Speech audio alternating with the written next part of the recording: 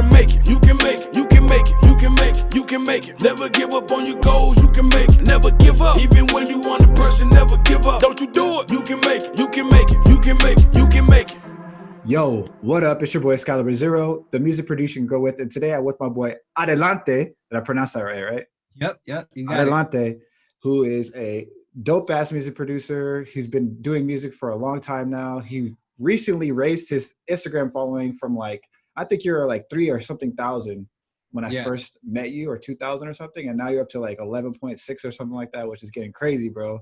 So Yeah. Go ahead and introduce yourself and tell people how you started to get into music and your backstory. All right. Well, what's up, everybody? First off, thank you for having me on your podcast. For sure, bro. I'm super excited to be here. I've been like, I feel like I've known you for like a while now. But like, it's cool to always link up and just like chop it up with people you meet online and other music producers who are grinding, because you've been grinding, man. So props to you. But yeah, so my name's Adlnte of AdlnteMusic.com. I always feel like I got to throw that out there. Plug it, bro. But yeah, so I'm from the Bay Area in California, specifically from Redwood City. So I live here. I was born and raised here. And then a little bit about me. My family's from Central America. My family immigrated from El Salvador in the 80s because of a civil war that was breaking out in El Salvador. So they picked up and left with my brother and sister, moved to the Mission in San Francisco. And then from there, moved down here to Redwood City. And that's where I came out on the scene. But yeah, like, I feel like for me, what got me into music was growing up in a household that actually like had a lot of music playing, and just kind of everywhere. And I always tell this story because I feel like my family, depending on who you talk to, was into a different type of music in our house. So like growing up, like my dad's super into either like classical music, or he's super into like Frank Sinatra and like the Rat Pack, like old crooner music. And then on the flip side, like my mom's super into like dance music, like cumbias and salsas and merengue, all that stuff. So like anytime it was Saturday and it was time to clean, like you heard that music playing, and you were Sailor Cruz in the background and stuff. Yeah, you were like, yeah, like it's Saturday, we gotta clean today. And then my brother, he played guitar his whole life. So he grew up and he learned how to play guitar. So he was super into a lot of rock growing up. So like Jimi Hendrix, Guns N' Roses. So he was super into that. My sister was into like kind of like the R&B pop, like at a moment like grunge, like with like Nirvana and stuff like that. And then I was kind of like the new one and bringing hip hop into the house, and like, that was a big kind of shakeup, even though like I feel like rock and grunge was so like the lyrics and stuff are so, they talk about some deep stuff. Right, for sure. But yeah, so I was the one who brought hip hop into the house, and so yeah, so I think from there, music was always a part of our family. And when I was younger, my mom put me in piano classes. And so I think I went for like a couple years, but it wasn't something that I wish now, looking back, I wish I would have taken it more seriously.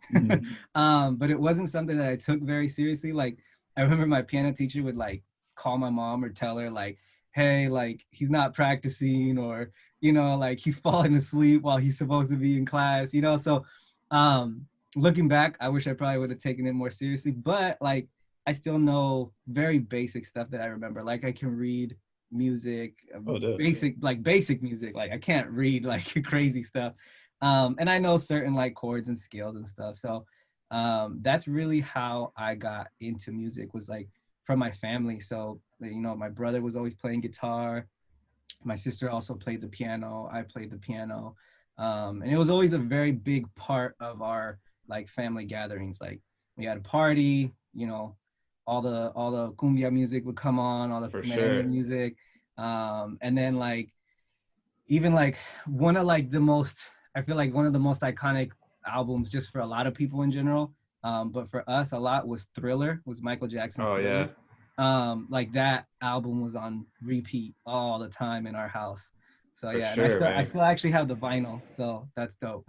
I see the Michael Jackson vinyls on your back, Yeah, right? Yeah, yeah, that's yeah. crazy. So what was the transition from you being into music to actually taking this as a real thing, like a real hobby, or when did you take it seriously?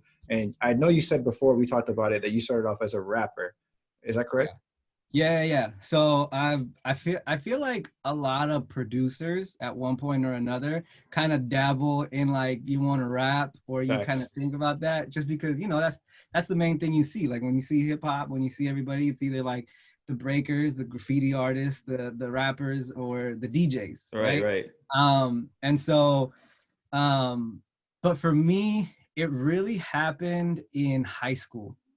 So I think I was like a junior in high school, and there was just a lot of stuff going on like in my life, like you got like that angry teenage kid, who's going through a bunch of like family drama and For all sure. this stuff.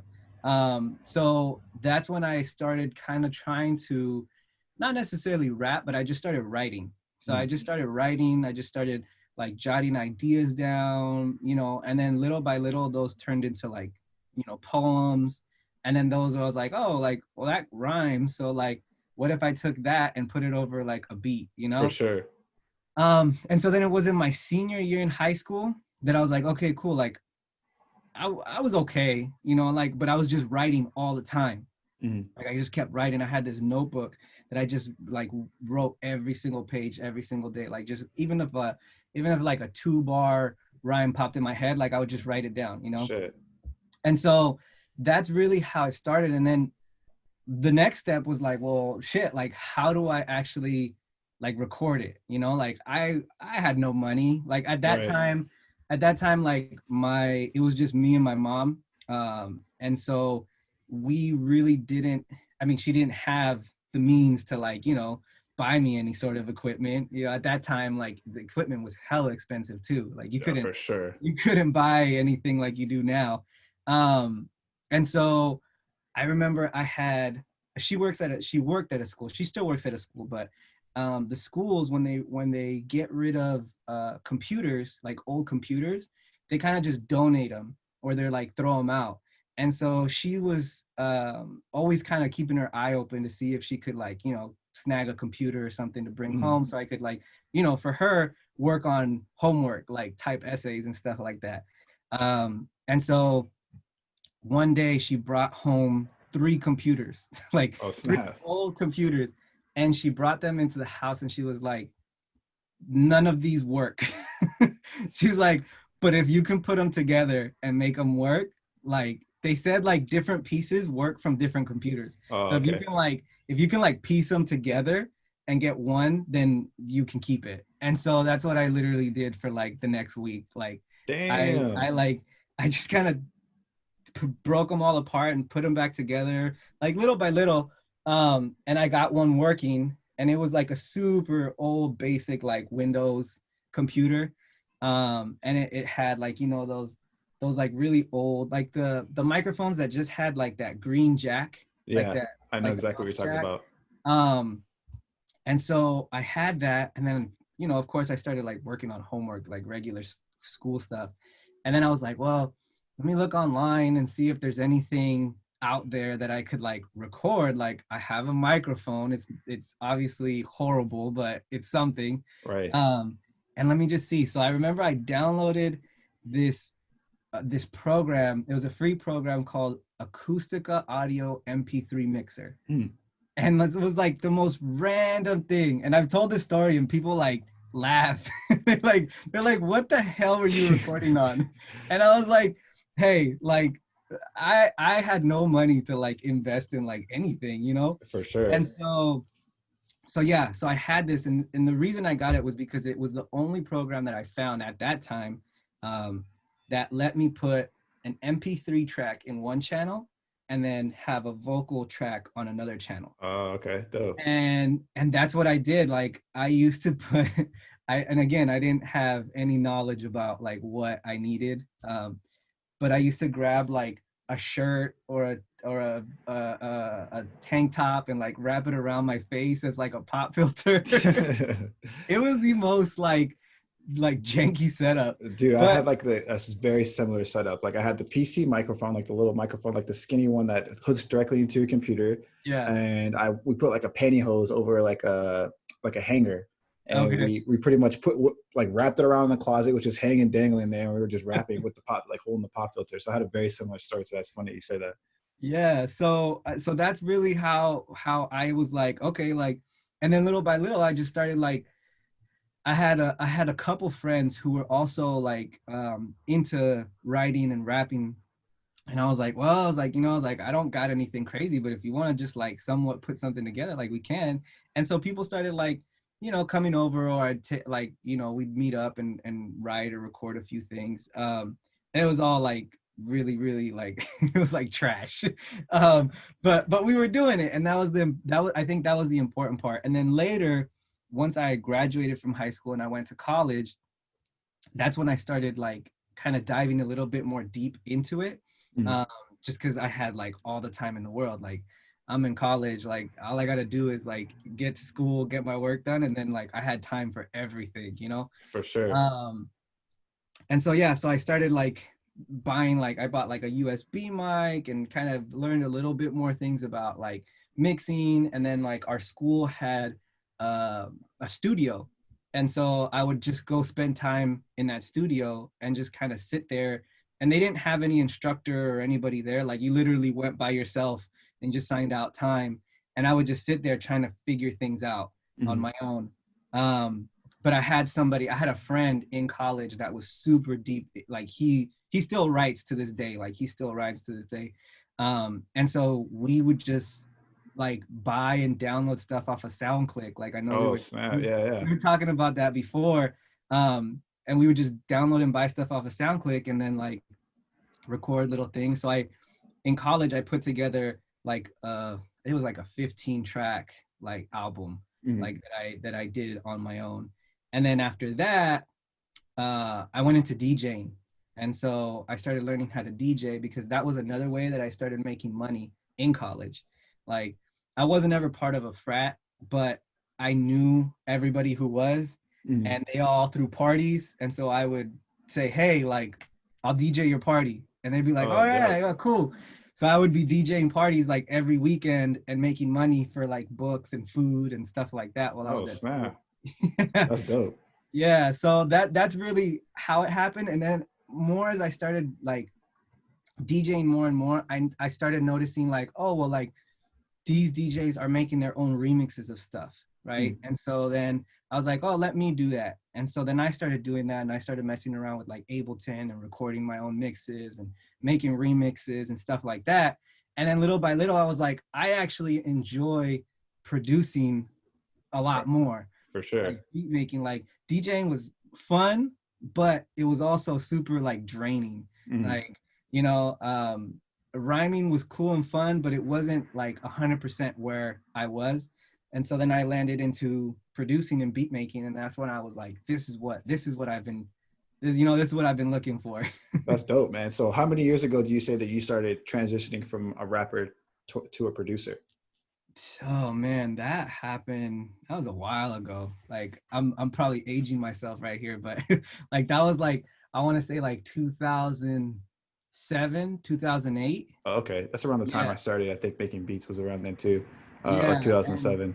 yeah. And so, there's the never ending DAW war that Right. like who's got the better DAW.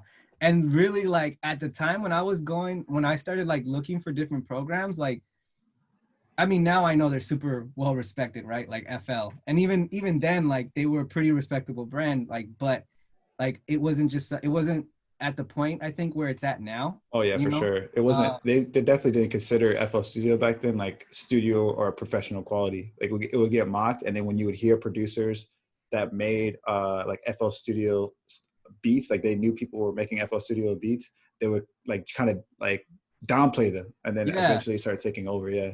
yeah. And so I remember I tried it out, and it just wasn't like I was just looking for something that would obviously like work for me, right? And I Mhm. think that's eventually what it comes down to now. Um, So I tried FL for a little bit. I didn't really click. I tried Reason, and that was like, for me, way too complicated. And I know all the Reason heads are gonna be like, no, bro, like it's hella simple. But like, I was trying it. I was like, nah, like I'm not getting it. Yeah, you got the And mixers in the back and stuff. Yeah, it's a little yeah, complicated. yeah. And then that's when I ended up with at Ableton, because I knew a lot of like DJs would record into Ableton or like make mixes on Ableton. And so that's what I landed on. And then that's kind of where I was like, oh, okay, cool. Like this is what really like user friendly wise, and like the way my brain works, like it just worked. And so that's when I jumped over to like Ableton and just started using that. Oh, dope. Okay, for sure. So when you transitioned from being, a rapper, you were paying for beats back then on SoundClick and stuff, or you were just downloading like free licenses and stuff? There were some that I did. There were some that I like. Obviously, I was always looking for like the free untagged ones, Right. but I would like the ones that I ended up really liking, like, because I knew like, okay, you could download this for free, but then I couldn't necessarily use it. Right. Like, you'd always see like those disclaimers and stuff.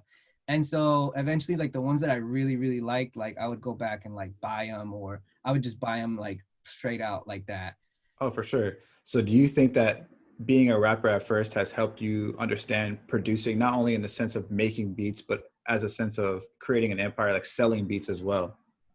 Yeah, I think like disclaimer, like my rap career wasn't like long lived, right? It was Right, right. it was short, but I think being in that space, it did give me kind of like the understanding of what people are looking for, Mhm. because I kind of went through it, right? Like I had those feelings of like, oh well, like if I use this beat, like is somebody going to like come, because everybody's thinking like I'm gonna record this song, it's gonna be a hit and it's gonna blow up, right? Right. Like that's everybody's ultimate goal, right? Um, and so, well, I'm kind of generalizing there. Somebody might have a different goal, but for the most part, like if you're gonna record a song, you want it to gain some sort of like fame, right? Right. And so I think now looking back, and even now though, like I feel like being in the space around producers mostly, and interacting with producers and producing all the time, I feel like sometimes you lose that connection, right? Like even though I went through that, even though I thought about it, it was like a while ago. So like I have to consciously like continue to like open up conversations with other artists that I'm working with, or Mhm. connect with new artists and figure out like, well, what is it that either worries you, or what's a fear of yours when you're going out and buying beats from me or from another person, um so I think that's something that I also still work on. Like even though, yeah, like I knew that back then, I feel like it's kind of evolved a lot, since then, especially just with social media and people having outlets like streaming. Like back then I didn't have DistroKid Right. or anything like that to just upload my music right away. So like all of those albums that I put were on like either physical, like just burned CDs, Mhm. or I had to upload them onto like, dang, I don't even know what I had it on. I don't know if I had it on like I for sure had my MySpace profile, Right. but I don't know what I actually put the actual album on. But yeah, so now I feel like it did help me, but it's evolved in such a way now that it's like it's crazy now, because now there's so many possibilities. Like people go on YouTube and download a beat, or people download a beat on BeatStars or Airbit, or still SoundClick, and now it's just so quick to get your music out there, um, that it can come with a whole new set of like worries or concerns from the artist's side. For sure, man. I definitely hear what you're saying. And I like that your social media post or your Instagram specifically is more directed towards that audience, like that rappers out there who are looking for those answers, who may not know, they need to sign up for an LLC, or, how to sign up, with DistroKid, or, where's the best ways to make, different streams of revenue. So I definitely respect the approach that you have coming as a producer, more targeting towards rappers, because I feel like even me as a producer, I'm sure other music producers can relate. when we start posting on social media, our first instinct is to post like a beat, a video over a beat, and more things that are lenient toward, like more things that are directed towards a producer. But you kind of just shifted, and the way you started posting, posting your content is more directed towards rappers. So I kind of wanted you to elaborate on that. Like, what made you, what pretty much clicked in your head where you're like, okay, let me transition and really educate this audience? Because you have a lot of great information. Like, I'm learning a lot just reading your posts on Instagram and stuff like that. So what kind of clicked and helped you realize that, you can educate that fan base? Yeah, it really came, it's been something that I feel like I started up my Instagram 2 years ago, I think it was. And same thing, like right away, I was like, oh, buy this beat, oh, here's this beat making video. Oh, like da da da da, because that's kind of the first thing that you jump to, right? Right. And it's a lot of the times because we see what other music producers are doing, or like, and so we're like, oh, now we're in this realm where we want to get our brand out there. We want to portray ourselves in a certain way to gain some level of like respect in the community. Sure. And so yeah, I think for me, it came within this last year. And it started happening more because I started running more studio sessions. Like right before the pandemic hit, I was running a lot of studio sessions. And I would be recording artists and rappers and just kind of kicking it with them. And a lot of these guys are independent. A lot of these guys might have been, either doing this for a while or not, but it hadn't,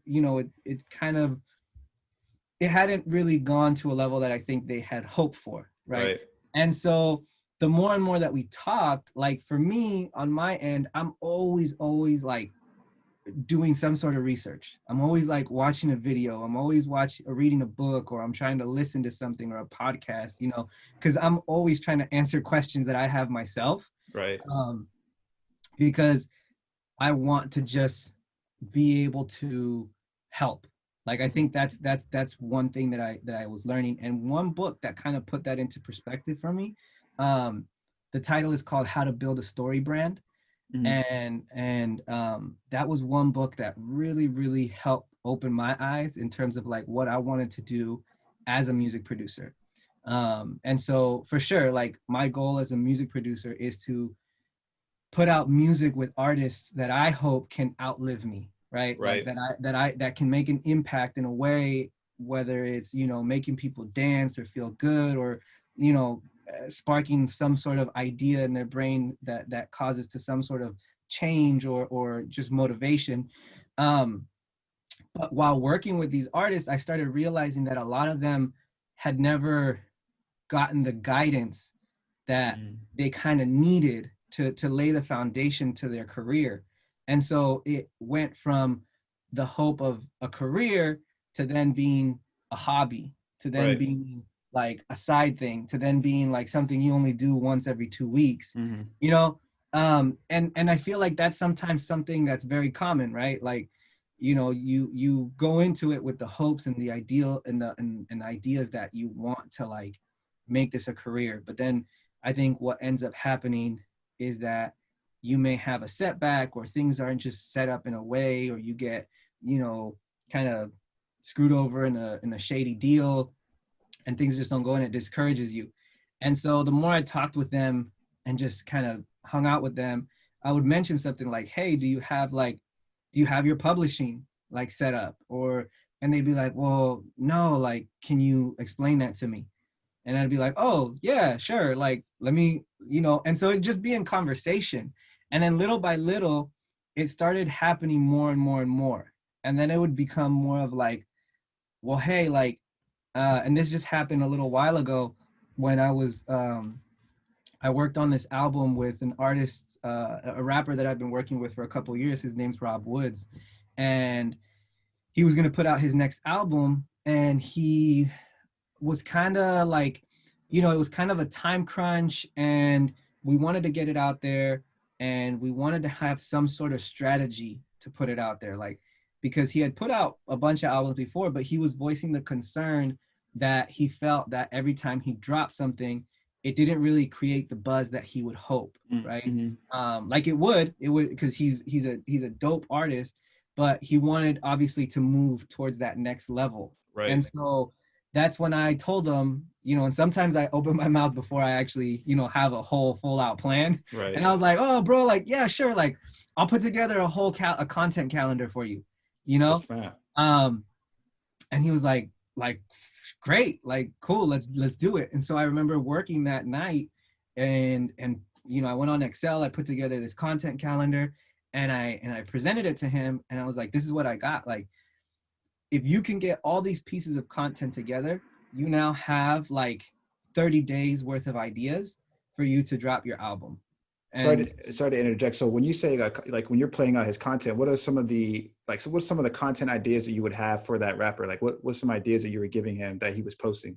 Yeah. So for sure, like I in doing research, right? Because I didn't have all the answers. So I went out and I started researching a bunch of stuff. One thing was like obviously creating that world for your fans. Mm-hmm. Like you've got to kind of set the mood and kind of create that aesthetic and that world for them, so that when you do drop an album, it's not out of the blue. Right. Because that's what I've noticed. The more that I've researched stuff, is it ends up happening, right? Like an artist might have a really good song or a really good album, and the fact that there was no planning to it that let fans know what was to come, it drops and it may gain a buzz for like a day, and then it just kind of gets forgotten. Common problem.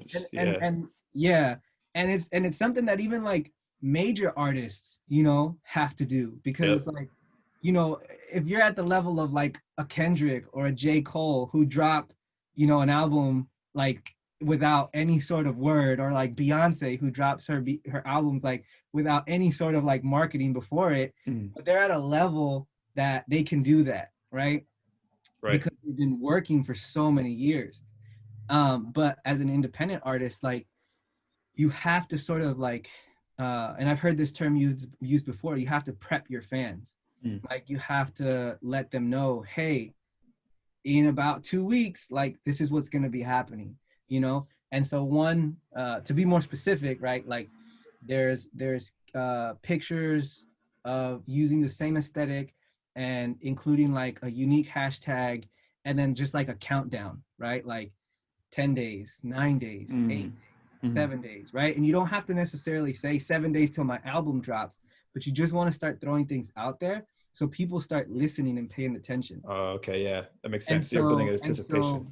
And so they're like, oh snap, like this person's got something going on, like I wonder what it is, and then there's like a recap video, right? An artist might drop an album, and then there's might be like a 6-month period or a year period that they don't drop any sort of music. And so a lot of the times it's catching people up on what you've actually been doing within this last year, filming behind the scenes stuff, filming like the process, filming all this stuff, and then start presenting that to people as it goes, in again to build up the anticipation to eventually where the album drops, and then other things that we did was we reached out to DJs, we reached out to like bloggers and reviewers and like just a bunch of different social media people to try and get this album in front of as many eyes as possible. Where would you find those people? Like, where would you find those DJs and like the blogs that you guys were talking about? Some people I knew just from having like a connection with them already on social media. Okay. Other people, it was just research. Like we just looked up like who locally or like within California, because he's from Sacramento but he lives in LA right now. I'm from the Bay Area, so again we did all this remotely, like we weren't like together at all. Super dope. And so he would be like, okay, cool, like I'm gonna reach out to this and this person because I know them from a time that I did a show, right? Because or I reached out to somebody because of a time that they covered another artist, and I reached out to them and said, hey, like, and it was obviously something very professional. Like we had to put together an EPK, which is an electronic press kit, So it has like a little paragraph about who the artist is, a little paragraph about what the album is and what it means to the artist, and then a link to the album. Usually, right, if you're uploading to DistroKid or CD Baby or United Masters, whichever distribution, you could have like a pre-save link, but the reviewer can't get to that. So what we did is we uploaded his album to SoundCloud and we just made it private. And so we just included a private SoundCloud link so that when we emailed or we DM'd the person, we'd be like, hey, you know, I would say something like, I noticed that you cover, you know, independent artists. I've been working with this rapper, you know, and then tag him. He's really great. He stands for this and this and this. We were wondering if you would be interested in writing an article or reviewing his album. And you know, sometimes they would get back to us and sometimes they wouldn't. The ones that would say yes, then I would say maybe like 95 to 99% of the time, every single person asked for the EPK. Every single person asked, oh, okay, can you send me their press kit so that I can, you know, check them out and listen to the album. So that's something that was very, very crucial in terms of like just having that sort of extra level of professionalism, right, when you're presenting it to somebody else. That's a big J, man. I definitely think that's something that's going to be useful for rappers who are trying to be on the rise and, you know, make a name for themselves, because as you mentioned earlier, most of the time rappers are just pretty much taking a track, dropping it immediately, just promoting it like crazy, like listen to this, like spamming their friends, which does not work. And I mean, I think it hasn't worked for a while now. And even when I was making beats before, like when I was trying to promote my brand, I was doing that same type of approach where I would release a beat, try to text or, you know, send out the beat to a few friends or something, and then it would just kind of just die off. But I think that what you're doing is you're building, you know, you're building that attention, you're building the curiosity from the fans, and then you're moving over to not just having that track ready for just the fans and a official release, but you're also reaching out to different people who can get that song even more like bigger, even more spread to even, you know, a bigger audience and stuff like that. So just the fact that you mentioned the EPK and stuff like that, those are huge gems that I think a lot of rappers are going to really benefit off of. What are some like the biggest mistakes that you see rappers make when they're trying to, you know, make a name for themselves? They already have their track, they're really good with making their music, or they're really good, you know, they have their mixing services already ready. What are some of the steps that you think that rappers should take to really avoid making those mistakes and getting the most out of their track or their song? Yeah, that's a good question. I think one thing, and you kind of mentioned it already, and we kind of touched on it, is that they just overlook the power of having a strategy, and having like a specific goal, right? Like something that's attainable. A lot of the times I've learned this over trial and error. Like it wasn't something that I just magically came up with and it worked, right? Because even with this last release, like there were issues that came up. Like for sure, it was a great release and it worked and the numbers went up, but there were still things that we could have done better, right? And that I could have done better. And so I think one thing is definitely have a plan, have some sort of plan where you sit down, like you've now put together a 10-track EP or a 10-track album, and you now, instead of just jumping into it and dropping it and saying, here's my album, run the numbers up, blah, blah, blah, blah, blah, like, you know, all this stuff, like really take a step back and be like, okay, what do I want out of this album? Like, do I want to A, increase my Spotify followers, B, increase my Spotify streams, which may go hand in hand, C, increase my Instagram following, like D, do I want to lead everybody, instead of streaming, to iTunes so that they can actually purchase the album? And so that's one thing, like pick a specific goal, like be very, very specific in what you want to track, because then that's going to allow you to then, a month after you've released your album, to look back and say, did I hit my goal? Did I increase my Spotify streams by 500, right? Did I increase my Spotify listeners by 300 or whatever it may be, you know? And if you didn't, then it's not for you to like give up, right? It's to then go back, look where you could improve, and then apply that to the next one. Because a lot of the times what ends up happening is we try something, we fail, and then we give up. Right. And then you're just like, well, I'm the hottest rapper out here, but ain't nobody paying attention to me. Right. Like, for sure. And it could be true. Like it could be true that you are the best rapper or the best lyricist out there. And I think, I can't remember who said it. I can't remember if it was Timbaland or somebody, but they said, they mentioned something where it was like, most artists have already made a hit record, or most artists have already made a hit album. I believe that, right? for sure.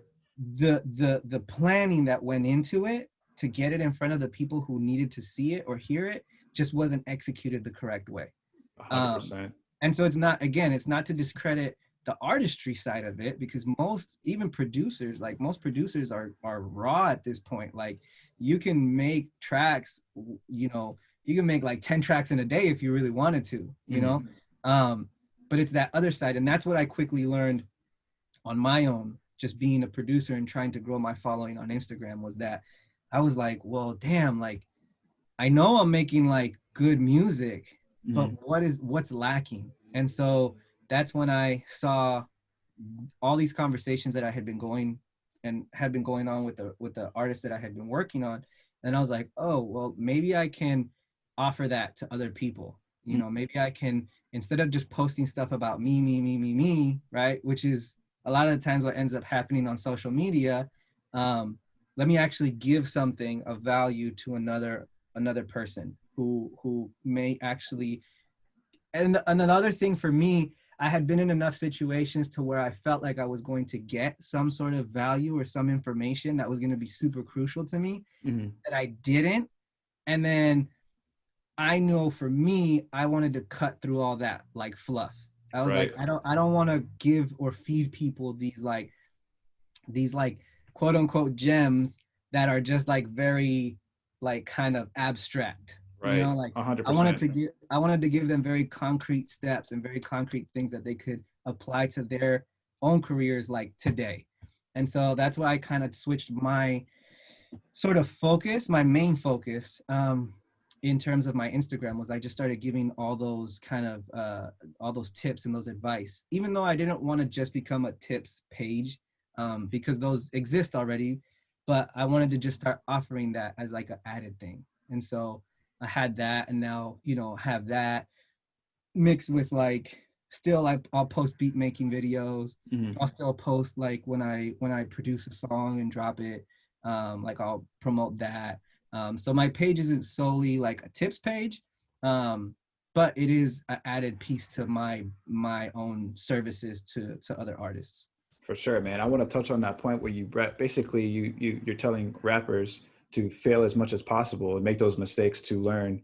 I think that's a great way of growing. Like they always say, fail often, is because you're able to kind of take that knowledge that you learned from posting a track and then seeing how the response is, and then resetting and figuring out the better ways to do that, like you said earlier. And I think a good example of that, I was in I forgot, it was like the Cato, the Music Entrepreneur Club tour.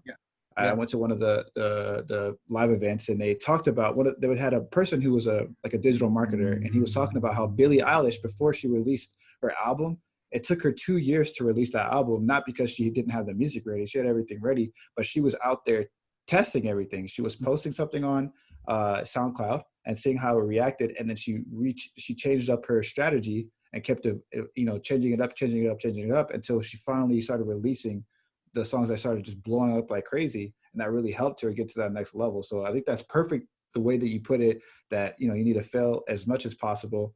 And then I also want to move towards what you were saying about the Instagram, of how you kind of just reset and figured out that new strategy for yourself.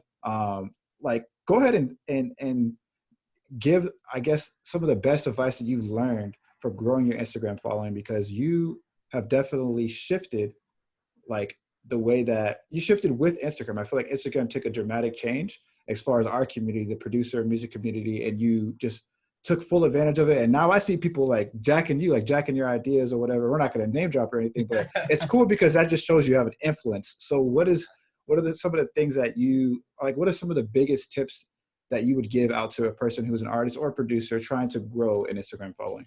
Yeah, well, first off, I know like this started about a year ago. I think, yeah, about a year ago. So a year ago was kind of like the peak of my page and posting beat making videos. And a huge like motivation or influence from that was Danny's 365-day beat challenge. Oh yeah, shout out to Right, Danny. that Yeah. he was doing that, right? So shout out Beats by Danny. That guy, I would like see him pop up on my feed like every single day, and he was posting a new beat making video, and I was like, damn, like, okay, well, you know, if this is working for him, right, let me try it out. So I started doing similar things. I started posting stuff like when I would be working with an artist, and those videos actually started doing really well. And another thing was that I started focusing more on like the analytics and the hashtag research behind the scenes, right? So like I would create the content, but I've already done a few hours of research on hashtags that I've seen other producers use and that have posts similar to like the ones that I was about to post. Okay. And so what I would do was I would find a hashtag, I would go to their top 9 and see which were the top 9 posts. And I would have my post, I hadn't posted it yet, but I would have my video or picture right next to it and see like, could this potentially be here, right? Because a lot of the times, and this is another thing that I notice going back to like mistakes, I see artists and producers and a lot of people in general using like super generic hashtags on Instagram. And one, they're oversaturated in posts, and so an account that doesn't have the strength to compete with other accounts, it's just going to get lost, and that's it's going to be a wasted hashtag. And then 2, and this happened to me, right, in terms of failing, you end up using a banned hashtag, and it basically screws your page over. And so this ended up happening to me, and it wasn't even something like inappropriate. It was just something super random, like we made it or get it. It was something like motivational, right? And I remember thinking to myself, oh, this post is going to do really well, right? Like, because I've done this research, this looks great. And I remember adding that hashtag at the last second. I hadn't researched it, and I put it. And then I was sitting there, I was like, okay, cool. Like, you know, I stepped away from my phone, a couple hours went by, I went back and I looked at it, I was like, oh shit, like it's gotten like no interaction, right? Like literally pretty much like 0. Like it maybe had like 3 views in like 2 hours, which was super uncharacteristic of, you know, videos or pictures. Like at that time, it would at least have like 150 views, like, you know, like something around there. Nothing crazy. And so then I started like, you know, I was like, maybe just something happened. So I let it go. And by the nighttime, again, like by this point, 24 hours had passed and it still was like 10 views. And I was like, okay, something's up. And so I went through them and I looked it up, and I used this website called flick.tech. And I can run an audit on the hashtags. And that one that I used, that I inserted at the end, it came up red, and it said, this is a banned hashtag. And so basically what ended up happening was that my post, 1, didn't get the reach that it would have. And 2, it ended up kind of hurting my page because it puts this sort of like, almost like people talk about shadow banning, right? Like, and so like, I feel like it almost put something like that on there, because after that, like I posted the next day and it really didn't, like I stopped using that hashtag, but that post also didn't really do very well. And another one, and I was like, oh, damn it. Like I just screwed my page over. Like, you know, like this is it. Like I'm done. Instagram's done. And so, yeah. So I think that was when I started doing research. And this whole time, I got to say, like the through line between all this was that I took a course and specifically Instagram course from another Instagram guy. His name's Dave Tallis. And this guy's amazing. Like, and the reason that I feel like I got so much out of his course was because he was, again, like, just straight to the point. Like, he didn't give you, like, sure, he talks about mindset and stuff like that at the beginning, but then he's like, okay, these are very, very concrete things you can use to help your page. And so I reached out to him and I was like, Dave, like, you know, like, cause he like, you know, he'll be very interactive with you. He'll respond to your messages and things like that. I was like, this and this and this happened. And he was like, yeah, he's like, you know, ban hashtags are a thing. You know, a lot of people don't know it, but they're I did a not thing. know that. Yeah. And so he's like, what I would recommend doing is just like stop using hashtags for a little bit, right? And let your page kind of like sit, you know, and then jump back into it. And so I did that, and it worked and it helped. But then I started noticing that those beat making videos just in general just weren't performing as well as they had a year ago. And so I was posting stuff and I just feel like the people following me got bored of it. And that's the other thing, like we think of it as content creators, as music producers, us putting the content out there, but then we don't necessarily think of who's on the other end, right? We're so quick to think like, oh, of course they're gonna love this video, like I just made the most dope ass beat like ever, right? And so, but the person on the other end is like, this may be the 30th or 50th video that I've seen look exactly the same, right? That's a good point.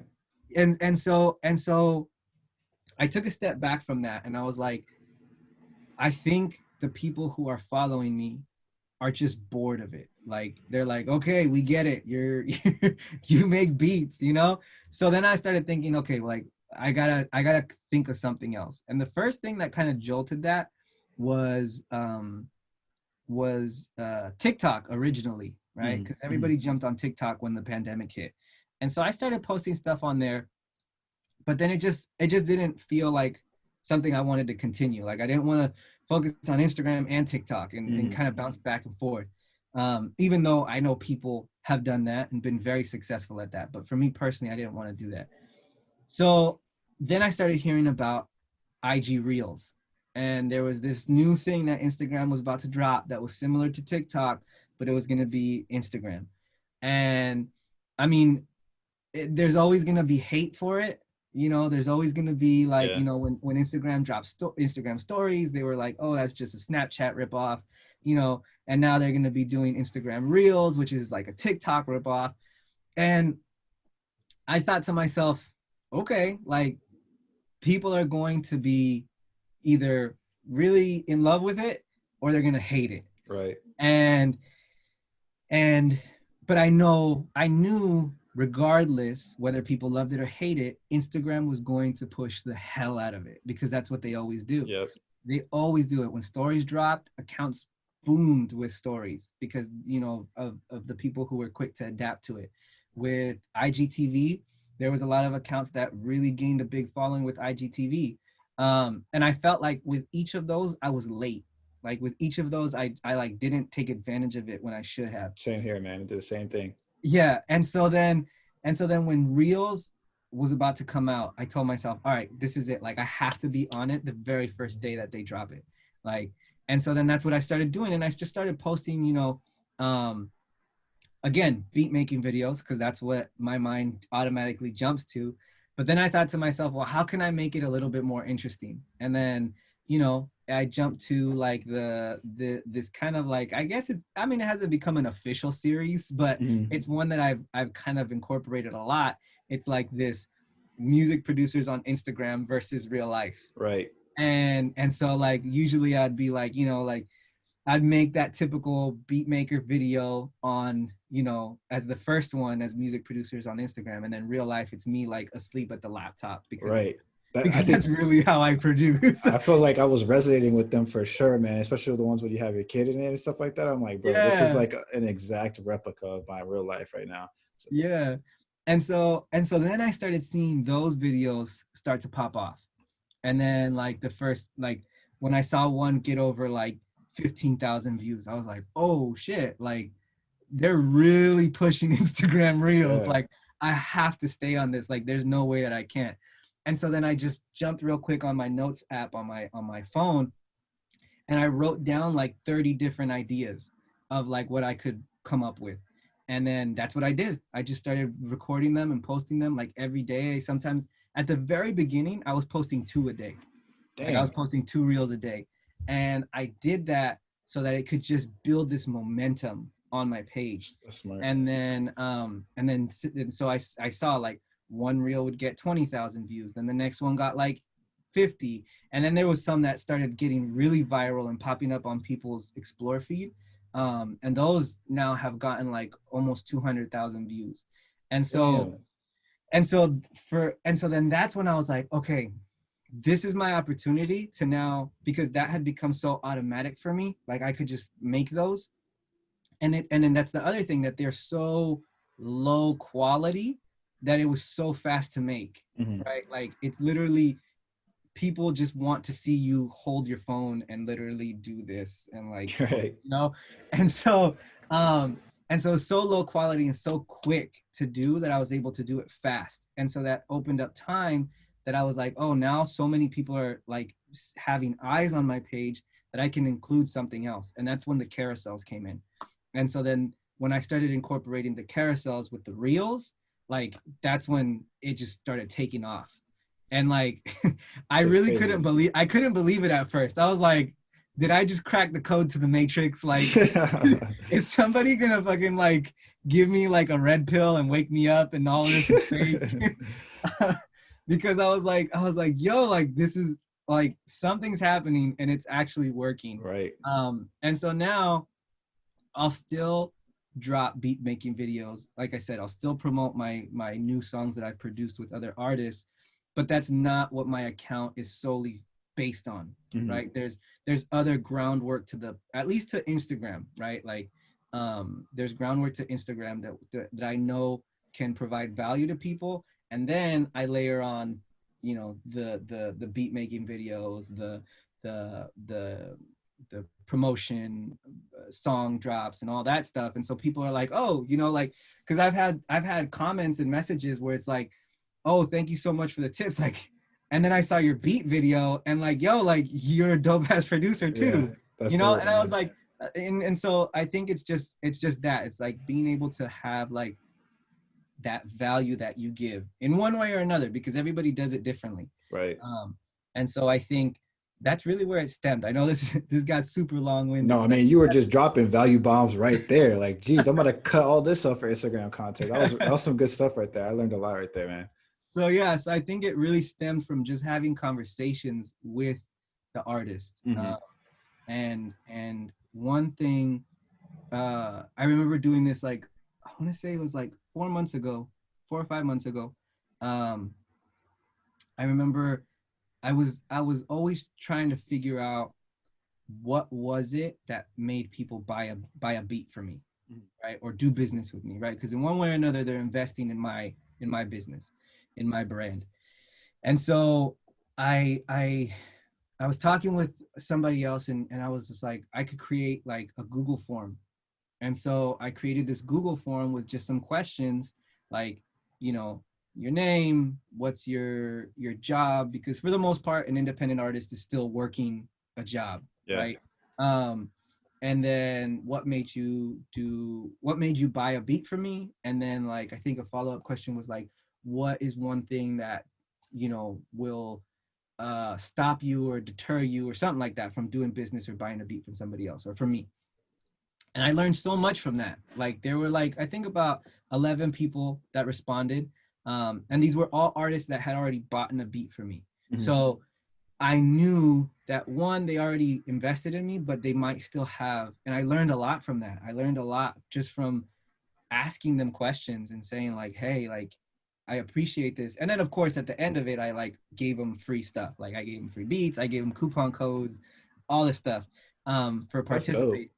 But I learned a lot from that just because I was like, I want to know, I'm always trying to think of like, okay, just because somebody invested in me doesn't mean that they're going to continue investing in me, right? Like, I want to know how I can continue giving them value and providing them with sort of like the space to be able to feel like they can trust me and that they can connect with me and then that I can help them out. For sure, man. You know, Tony Robbins has this quote where he says, "Don't fall in love with your product, fall in love with your ideal customer." And I think that's a perfect example of that, because you're getting to know them more on a personal level and also getting to know their pain points, and you solving their pain points. If that's any business in general, you think about any business that has grown, that if you solve a pain point, and it could be something as simple as a sweater all the way to, you know, anything. If you solve a pain point, you're going to be able to monetize off that, which is real dope to see you, you know, switch like just a different angle than what a regular producer. Like, I don't see producers out there giving out surveys to their clients to, you know, get to know them better, to figure out how they can be continue to be a customer. Because if somebody buys from you one time, that's a good sign. They can buy from you again. They can, you know, shop with you again. And I think that translates to as well for artists. If somebody listens to your track and downloads it or buys it, they'll listen to it again if you know how to keep that relationship with them and get to know them. And I think that will translate very well for artists. For anybody who is an artist trying to make, you know, a living off this, you know, you mentioned earlier that most artists are independent and they have a side job, you know, or they have a job and they're doing the artist stuff on the side.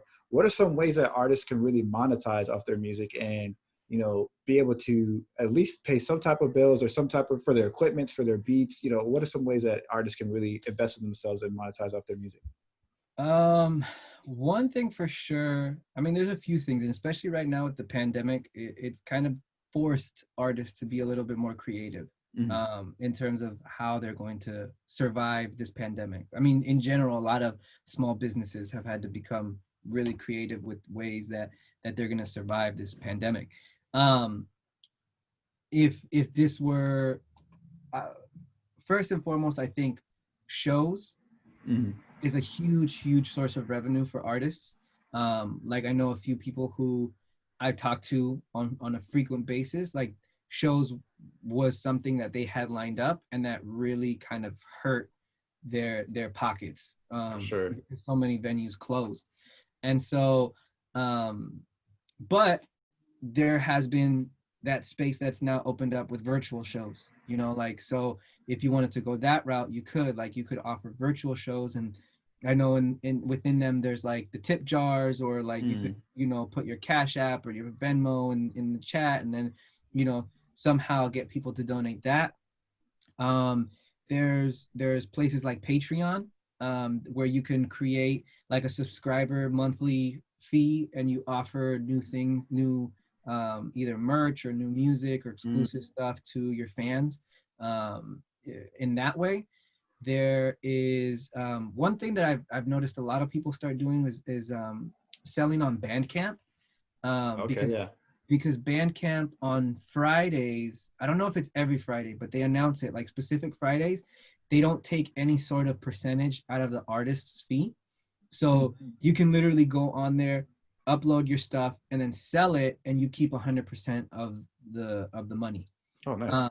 And so I've noticed a lot of artists take advantage of that. Like, what they'll do is, like, maybe they've been sitting on like 30 tracks, right? Like, because they've been creating every single day while they're in the pandemic. So they take like maybe 5 songs and put together this like unreleased EP that's only available on Bandcamp. Like, that's the only place you're going to be able to. Super smart. And not only will you get the EP, but you'll get, like, maybe they're also sitting on stickers or pins, or they're sitting on shirts that they haven't been able to sell because they can't get anywhere. So now you package it together. Now you got like this unreleased EP that's never going to be on streaming. You got this shirt that will run out after this year because I'm going to, you know, you got these pins and you got these stickers, and now I'm going to package it together and sell it for like $15. And I'm going to keep, I don't have to worry about any cut because I'm going to keep all those $15 for me because I'm selling it, and it can only be purchased this Friday, right? Like, creating that exclusivity, especially if you start having already a pretty core fan base, is going to drive people there, because whatever, you know, we're always suckers for wanting to be the ones who have like one of ones, or 100%. You know, like, you know, even me, like I on the side, like I collect sneakers, right? And so I have these pair of Jerry Rice like Nike trainers that only released like a certain time, and I was able to get them. And so now I'm like I'm the only one with these. Like Right, right. It I'm creates never a wearing these. feeling. It Yeah. definitely creates a feeling when you're exclusive, when you're part of that small circle, Yeah, and when you buy something. so I think that's one way. Patreon's another way. I mean, you could set up a Teespring or a Printful account and just create new merch. Um, there's a few different ways that you can be creative with it right now. Mhm. And then the IG live shows with like tips. I Oh think yeah, I think that's a slept on way right now. Is that artists? I have a friend who is an artist, and he's from Virginia, and he moved out here for a little bit. And when he moved out here, I talked to him, and I was asking him because he wasn't doing a job; he was doing straight music. So I was asking him like different ways, like what are you doing to like have a source of income?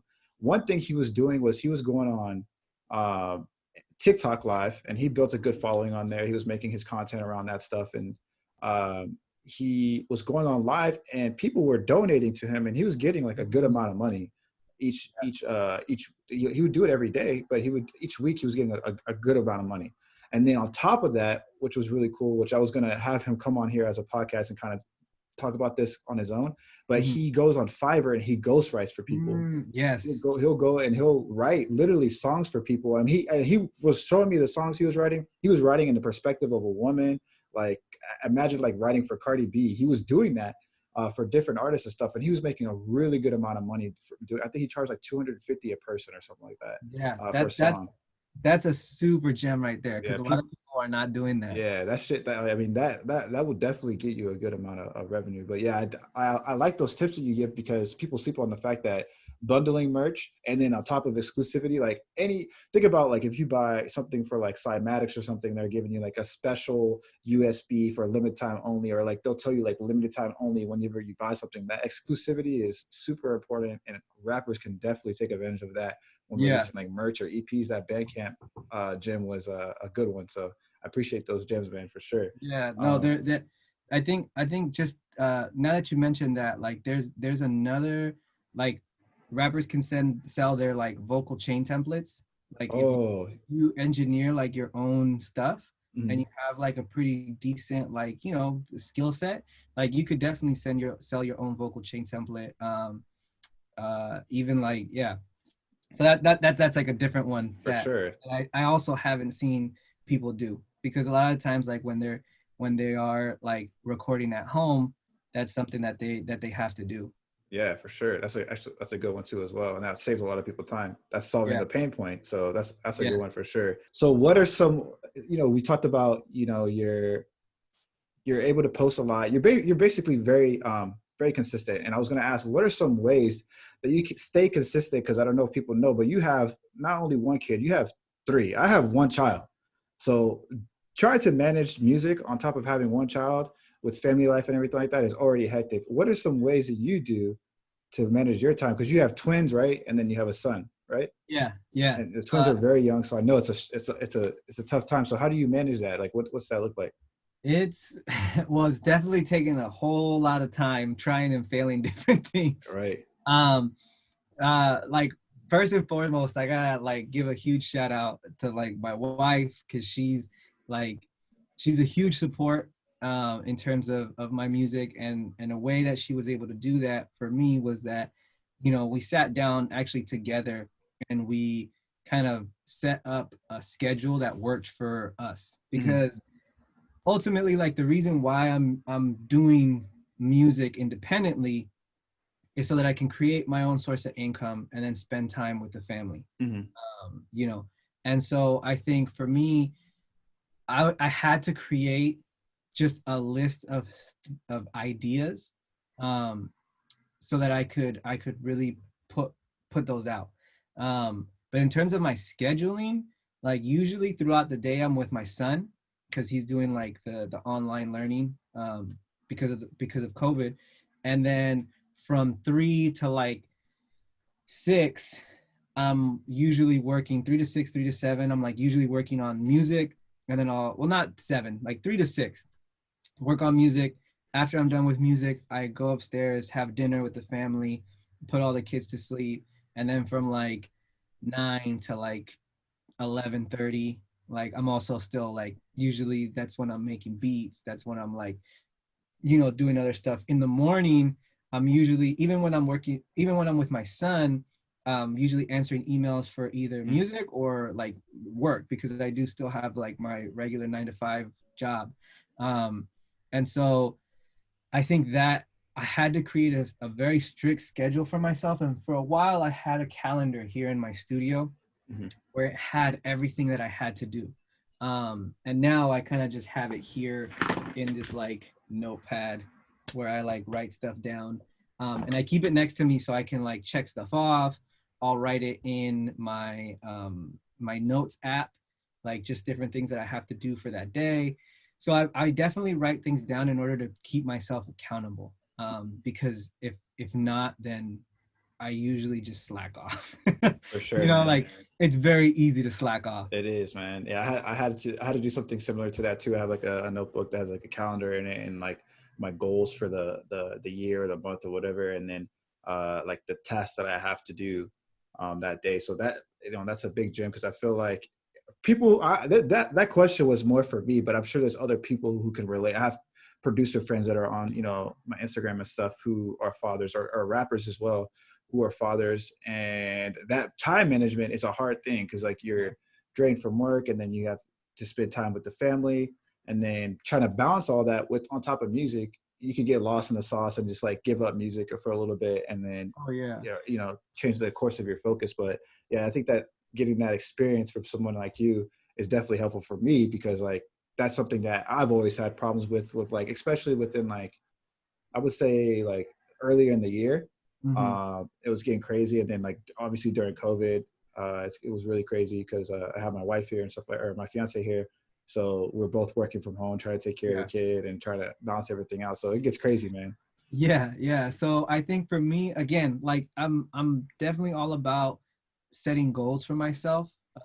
Because like you were saying, like you get lost in it, and then the only person keeping you accountable is yourself. Like, you Mm-hmm. know, like nobody's gonna come and like yell at you because you didn't post a beat that day, or because you didn't post a piece of content that day. You know, it really falls all on you and how disciplined you are in terms of sticking to something that you set. Um, and I'm not saying I was this disciplined, and I'm not perfect at it, right? But it's definitely taken me about a year, maybe a year and a half, to get to this point where I feel like, okay, this is where this is the time that I'm doing this. This is the time that I'm doing that. And so for me, I set my goal where it's like, okay, I'll drop three beats on YouTube every week. I'll drop 3 new beats on BeatStars every week. I'll post 4 carousels a week, and maybe like 2 to 3 like reels or videos, you know, like that. I had to set those numbers for myself so that I could mentally like check off, like, okay, like I did this, I did that, I did this. And then sometimes I'll do multiple in a day. Like if I have more time and I've done like kind of what I've already said I was gonna do, I'll do more, right? Like I usually don't stash ideas. Like I'll usually like I'll write them out and kind of map them out. But let's say I have all that and I'm like, oh, I have this other idea of this reel, or I have like this picture that I can post, or I have this other beat video that I can post. Like I'm gonna post that today, right? So it's definitely like, and there's always the debate of quality versus quantity. But I think if you can post enough high quality work at a high quantity, then it's going to either way like reflect your brand in a positive way. Mm-hmm. Um, Agree. and yeah, I think, I mean, these are things that you can see even like professional marketers do, right? Like they create a bunch of high quality pieces of content or music, um, because bottom line is, if you want to be uh I guess a really dope rapper or a dope producer, like you have to produce or make really dope high quality work. Yeah. That's one thing, like for a fact, like you have to do. And obviously some people may be starting out and it might not be there yet, but what I would say is like, don't get discouraged, right? Like everybody started at one point, you know, like you're not gonna be making these amazing songs right off the bat, right? Like your vocal chain might not sound the cleanest, your mic might not be the best right now, and you can do a lot with a little bit now. and I remember posting about kind of like how to make a home studio like on a budget, and I put a price point of like $350 or something, and it was very entry level stuff, entry level microphones, entry level like Focusrite Solo, things like that. Like I knew it was budget stuff, and and on one hand you had people who were like, oh thank you, this is what I was looking for, and on the other hand you had people who were like, this is all trash stuff, like, and Right. I'm not saying that it's horrible, like it's not, obviously it's not the greatest, but somebody might not have $3,000 to invest in something at this point. 100%. And on top of that, I feel like if you get your vocal chain like right, like you can make, like I was using the Audio Technica, it's like the AT2030 or AT2035, I think it is. It's like $150 mic. Like I was recording people on it, and the fact that the engineering and the template and the template that I had set up with my vocal chains, I had it the way I wanted it. I had it sounding like we released this stuff, and it sounded very like professional. And so I think that's something that you can do at a low entry point. All right. So what does the future of Out Adlante's music look like? What is the future of your brand and what goals do you have? Yeah, so I definitely, I mean, one definite thing, and this is something that you and I are gonna have to talk more about, is like sync licensing. Oh yeah. I definitely like you, your posts and your videos and all that have like really like opened my eyes about that's like legit like source of income. So I definitely want to like learn more about that and try and get some music of mine in that way. Um, I released a little while, I want to say like maybe 2 months ago, I actually released this shirt. And that was kind of my first little venture into clothing and like merch.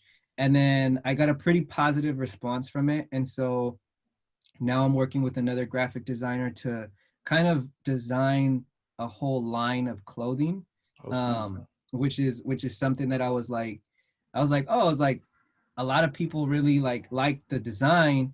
So now let me take it a step further, and try and like, it's not necessarily a streetwear company or brand where it's going to be like sold in stores.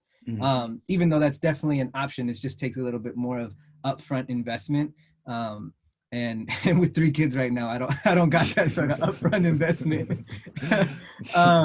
But yeah, just like, I think clothing is definitely something where I feel like I can create an arm to my brand that can also stand for what I believe in music and what I believe in like the core of me, and sell that to people who I hope enjoy it. But I think besides the clothing, besides sync, like I'm constantly producing music. Like that's my main focus, is going to be producing music. As of today, which is Friday, November 6th, depending on when people are watching it, like there's like 2 songs that I had my hand in that released today. So I was super excited about that. It's always exciting to when you get to release songs with artists that you worked with and they get like, it gets a positive response. That's dope, man. And so there's that. I think another thing that has come up, which I haven't fully set up yet, but I will be very, very soon, is again, these sort of like online consultations, because there are a lot of people who have hit me up because of the carousel, because of the information that I've been providing on my Instagram, and they just want a little bit more, right? Like they just want a little bit more concrete. Like on Instagram, I can give you so much, like, right, but there's a lot of extra stuff that I have, whether it be in terms of how to write stuff off of or keep track of your finances for tax purposes. There's stuff that I know, which is that's actually a whole nother, because that's a whole nother job that I've had for years and years, that I've actually been and am a licensed tax preparer. Oh snap! Okay, that's useful. And so I've actually done taxes for some local rappers in this area, and I'll tell them like, like you just tell them, hey, you can, have you spent money on this? Have you spent money on that? Has it been for your business? Then it's qualified as a business expense, So a lot of people don't know that, like for me, like when I report stuff, I'm reporting my gear, I'm reporting my VSTs and my annual like subscriptions to different websites or, things, because I use them solely for the purpose of my business. And so that's another thing. So like the consultation piece is something that has come up recently because of the posts. And so I'm definitely looking into offering that to a bunch of like upcoming and independent artists. And a lot of times it's like, it's things that I like talking about. Like it's really something like I didn't know much about going into it, because I was like, oh, I love, making music. I love making beats. I love putting songs out. But there's that whole other side of like the business and the marketing that nobody ever really like sits you down and is like, hey, you need to know this, this, this, this, and this, in order for you to have like some shot at like having a sustainable, because I understand that people can become viral, right? Like I understand the power of social media and that, one song can pop off, right? Like, a lot of people talk about Old Town Road, right? Like, right. that song now is used as an example of how a producer on BeatStars can like blow up, right? And there's multiple examples. That's one. That's probably like the most recent one that I can think of. How like, this guy, Lil Nas X, bought the beat for like $30 or something off of BeatStars, recorded the song, and then it blew up. And then now this producer is like working with all these other artists and stuff. Which is great because I love the fact that there's a platform like that available to producers. But I also want to look at it in terms of a way that I know that, because I mean, the fact of the matter is like, we're all getting older, like, and so there's going to be a wave where like, maybe we're, down the line and we, it's not to say that we can't create music when we're older, because again, like Quincy Jones didn't make Thriller till he was 50, right? Yeah, I heard that. I heard and Timbo talk about that.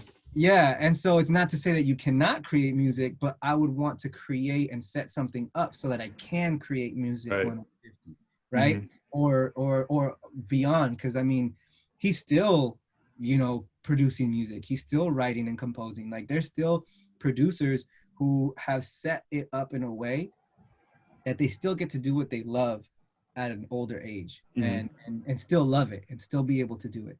And so I think that's what I would want. And that's kind of like what I've been kind of grinding it out, trying to like lay the foundation and lay it like strong enough to where I can start building on like different pieces of it. Because I remember for like the first year, and I still have people who kind of like joke about it. I used to like, well, one, my videos were me looking like a straight robot talking like, hello, welcome to my page, like, and I look back at those and I'm like, dang, like, and it's funny because when I was part of the Curtis King TV like community, when that was going on, we'd get on there and critique videos and critique like posts and stuff like that. Constructive criticism, right? And so I remember Curtis at one point, he's like, bro, you're so close to the camera all the time. He's like, you want to back up a little bit. He's like, you want to give people like, like you see yourself and you're like, bam, like right there. And so I was like, oh, okay, good to know, And then another thing is like, people will still kind of joke because I used to start every video the same way, like, hey, this is Adlnte of AdlnteMusic.com, right? That literally for a whole year straight, like every video that I posted started with that. And I knew at the time, as I guess as repetitive as it sounded, the fact that I still have people repeating it to me like 2-3 years later, I just tell them like, it worked. It did. Like I said it so often that it worked. It stuck with you for for better or for worse. Like it Right. stuck with you in one way or another, but it worked. And then yeah, so I think definitely like moving forward, I'm excited to just produce more music. I'm always looking for new artists to connect with. I'm always looking for new artists to like work with. Unfortunately, I don't run as many studio sessions. Like it's very, if it's actually like non-existent at this point because of my time constraints. So a lot of people do hit me up and they're like, yo, do you run studio sessions? And I don't right now, right? Because I just don't have the time. But I am always open to working on people's album in terms of engineering it, which I have done. I've engineered like 2 different albums that have come out so far. I've engineered songs. I've engineered like, I just worked with this guy here locally in the Bay. He sent me like 10 tracks and I engineered them, and like it's a constant back and forth. So like I'll send him a version and he'll say, he'll ask me for some edits and I'll do that. So it's just definitely like communication thing. So I think I'm excited about that. I'm excited for new music. I'm excited for new artists to connect with. I'm excited for, this clothing thing, helping artists out in terms of like their marketing, whether it be like rollout, like album rollouts or Instagram kind of connecting with their fans and stuff. I think it's something that I've been able to learn and utilize, and now I'm kind of in a space where I'm able to offer advice and support to other people who can use it as well. For sure, man. You're definitely on the way to creating that vision. Like you're doing a great job, and you're informing. Like I said, I look at your post and I learned a lot that I didn't know as well. So it's always dope to see, producers giving out as much value as possible, especially to the artist community. And to end this podcast, what advice would you give to your younger self, or what advice would you give to like the younger generation? I would say like don't wait, just go.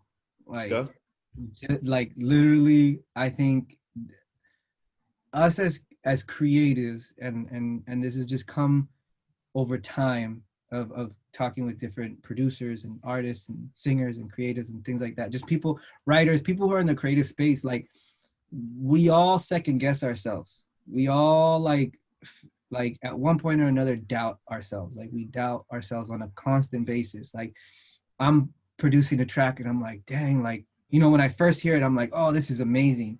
And then once I've heard it a few times, I'm like, dang, like, why did I choose that clap? Or why did I choose that like rim shot? I would just say go. Like a lot of people are focused on perfectionism. And to a degree, yes, you want to perfect your craft, but you put in the work and you fail enough times and you pick yourself up and you try new things and you learn more.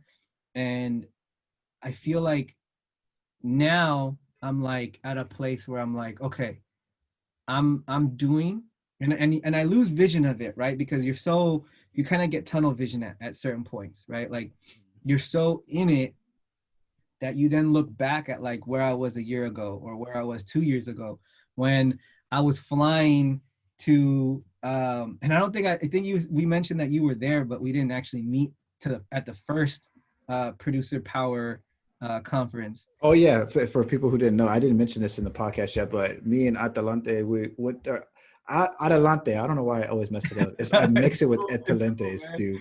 I don't know why, but we met at Curtis King. He had the Music Producer Power event. It was a live event. He went there. He had Busy Works Beats at the first one, and then the second one, he had to San Diego, and he had Lifestyle Did It, and Rustland, yeah, there, and we were both at both of them. I think we're the only two, maybe, I don't know if that's true or not, at both of them. So I was at the first one, we didn't see each other, and then the second one, I recognized you. But yeah, go ahead. You were saying? Yeah, no. So I think I remember I was so nervous going to that first one, like, because I didn't, it was like I was brand new into like this producer community, right? Like I had always kind of been doing stuff on my own, but I had never really opened it up to this like producer online community, and one that had already been going for a while, like people knew each other, people had worked together, people had done stuff together. And so for me coming into it, I was like, I was hella nervous. And it's like, I'm flying to Anaheim. I don't know anybody down here. Like, I'm just going out here on a whim and trying to just connect and, you know, talk with people. And even then, I remember being there and I had to like really force myself to go and like talk to people. Yeah, I was Because the I'm same way. so used to like when I'm in a new space or when I'm like uncomfortable or when I'm nervous, it's like I like revert into like this quiet like space, Exactly, bro. I you do the know? same thing. Yeah. And so I feel like I had to like really push myself to like step out of that comfort zone and be like, you're literally only here for like 4 to 6 hours. Like you cannot leave here and not talk to anybody, you know? Sure. So I remember I connected with like, I want to say like 4 or 5 different producers that were there. And we kept in contact afterwards. And then over time I met you. I saw your name pop up a lot. RMC's name pop up a lot. I met Danny and John. And so or Shout Beats out to by all of Danny them. and John the Yeah. Dreamer. Shout out to You Beats know, by Danny, John the Dreamer, and yeah, RMC. like I met them actually through like the Curtis King community. And then we just kind of kept in contact after that. And so little by little, it just started building these like relationships and these friendships, even though it was through social media. Like you just start creating these networks of people that you can kind of like reach out to if you have a question. Um, and then yeah, and then I feel like now being here and being able to like have this experience of like this is what's worked for me. And I know going into it, like my experience is not going to be the same as somebody else's experience, right? Like somebody else may have a lot quicker success than I have. Somebody may have taken a little bit longer. But I feel like the pieces of content that I've been posting, and the advice that I've been giving is they're concrete things that if you can stick to it on a consistent basis, like your following and your brand and your music and you know whatever it is that you set your goal for can really like begin to move forward. Like it'll actually start to kind of turn the wheel. For sure, man. All it takes is that consistency. I Yeah. appreciate you coming on here, man, and talking it up with me. You definitely dropped a lot of gems, definitely dropped a lot of useful information. So I appreciate that. Tell people where they can find you, and that's going to be it. All right. Yeah. Well, you can definitely find me on Instagram, adlantemusic.com. That's ADLNTE music.com. I also have, you can find me on BeatStars on the same thing. You can find my website, same thing, same spelling, adlantemusic.com. And so I think, yeah, like like literally all my social media is the same. Like Nice. it's all Adlante Music. And then my website's adlantemusic.com. So if you just search that up, there's you'll find me. Perfect, man. All right, man. Thanks again for coming on here. I'm going to end it right here.